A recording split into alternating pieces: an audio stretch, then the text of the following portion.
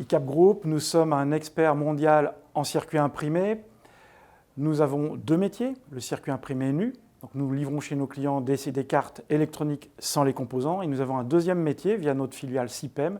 Nous livrons toutes les pièces électroniques qui tournent autour du circuit imprimé. Alors ça peut être des câbles, des claviers, etc.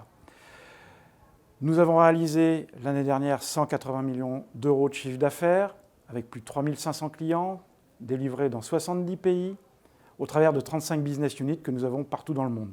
Alors notre métier, c'est quoi? Nous sommes un expert, je disais.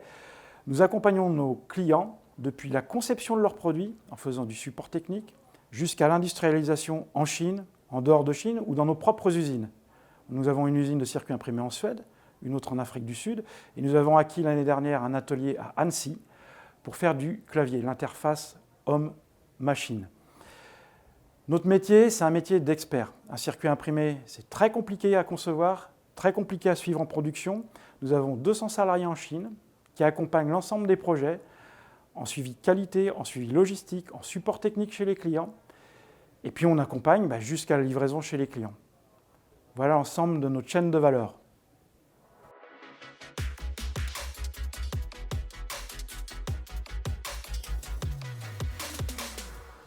Alors sur le premier trimestre, Q1, on a fait 43 millions d'euros de chiffre d'affaires, ce qui est dans la continuité de ce qu'on a fait en Q4 2023, et c'est ce qu'on prévoyait.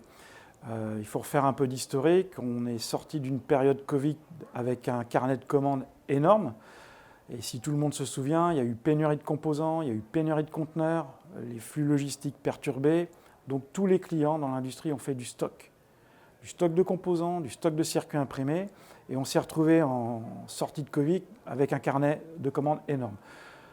La conséquence, c'est qu'en 2023, nos clients ont dû absorber leur stock et on s'est retrouvé avec moins de commandes. Donc l'année dernière, on a eu une baisse d'activité de l'ordre de 20%, avec une belle performance, parce qu'on a amélioré notre ratio débit.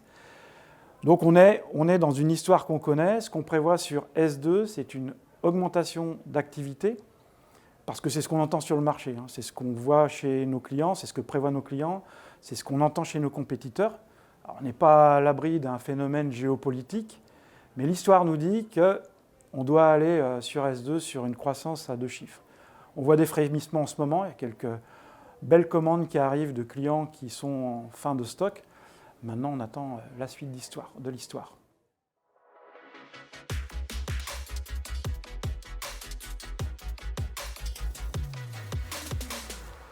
En termes de croissance, nous avons deux leviers. Notre croissance organique, donc on s'appuie sur nos forces existantes, toutes nos forces commerciales au travers du monde, notre expertise technologique.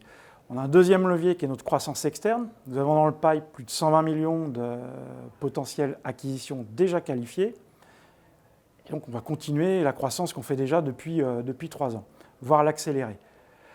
Ensuite, on va se développer sur des marchés high-tech, notamment les marchés mil-aéro, où on n'est pas assez présent aujourd'hui. On va faire les qualifications notamment aux États-Unis pour être ITAR. On va continuer notre lobbying auprès des grands groupes mil-aéro. Il faut savoir qu'on a dans nos guidances 3 objectifs. Un objectif de croissance organique, un objectif de croissance externe, et le troisième, c'est notre EBIT. Donc ces 3 objectifs-là sont dans les guidances, on les garde en ligne de mire et on va les respecter.